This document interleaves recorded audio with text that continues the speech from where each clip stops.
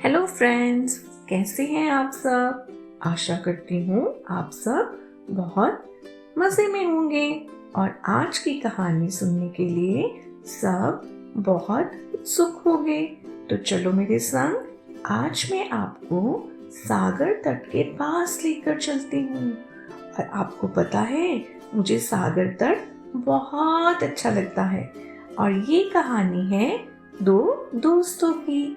तो चलो अपनी कल्पना की दुनिया में सैर करने के लिए और मैं आपको सुनाती हूँ आज की कहानी। आज की कहानी का शीर्षक है कि हमें कुसंगति से बचना चाहिए। एक बार सागर तट पर पक्षीराज गरुड़ के आने की सूचना मिली। सूचना मिलते ही सभी पक्षी सागर तट पर इकट्ठा होने लगे। हर एक के मन में यही इच्छा थी कि किसी प्रकार वे पक्षीराज गरुड़ के दर्शन कर लें। इसी भीड़ में दो मित्र भी दिखाई पड़ रहे थे, एक कौवा और दूसरा बटेर। ये दोनों भी अपने भगवान गरुड़ के दर्शन के लिए बड़ी दूर से उड़कर आए थे। जिस मार्ग से वे दोनों आ रहे थे, उसी रास्ते पर जाता हुआ उन्हें एक आदमी मिला जो सिर पर दही का मटका रखे हुए था। कौवे की दृष्टि तो खाने के मामले में बड़ी तेज होती है। बस उसने दूर से ही उस दही के मटके को भी देख लिया। दही देखकर उसके मुंह में पानी भर आया। कौवा उड़ता हुआ नीचे उतरा और मटके पर बैठकर दही खाने लगा। वह थोड़ा सा दही अपनी चोंच में भर लेता और उड़ जाता। जब वह दही को खा लेता फिर आ जाता। उसने ऐसा अनेक बार किया। आदमी को पता चल गया कि उसके सिर पर रखे मटके में से कोई दही खा रहा था। कौवा तो अपनी आदत छोड़ नहीं सकता था। फिर जब किसी भूखे को बढ़िया भोजन मिल रहा हो तो वह क्यों छोड़े। बेचारे बटेर ने कौवे को ऐसा करने से बहुत बार रोका, मगर कौवा कहाँ मानने वाला था। चोंच भरकर उसने दही खाने का काम जारी रखा।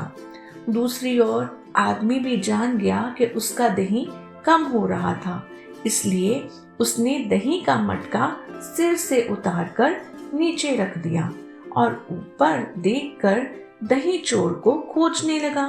पास में उसे कौवा और बटेर नजर आए तो वो आदमी बोला, तो तुम ही हो वो चोर जिसने मेरा दही खाया है। क्रोध से भरे उस आदमी ने पास पड़ा एक बड़ा सा पत्थर उठाकर उसे दे मारा। कौवा पहले से ही सावधान था।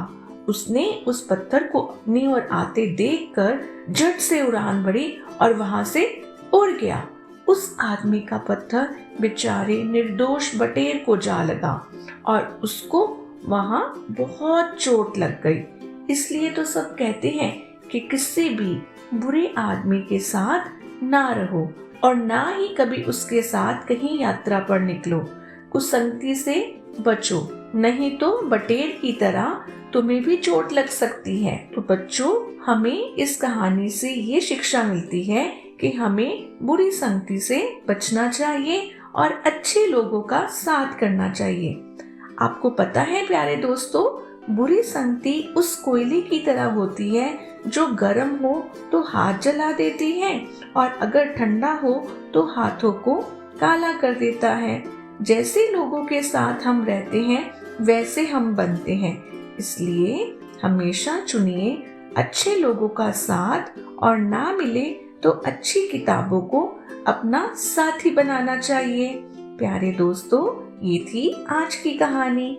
आशा करती हूँ आप सबको अच्छी लगी होगी। इस कहानी के बारे में आप अपनी राय कमेंट सेक्शन में जरूर लिखें। तो मिलते हैं अगले वीरवार को। तब तक के लिए bye bye, stay safe, God bless you.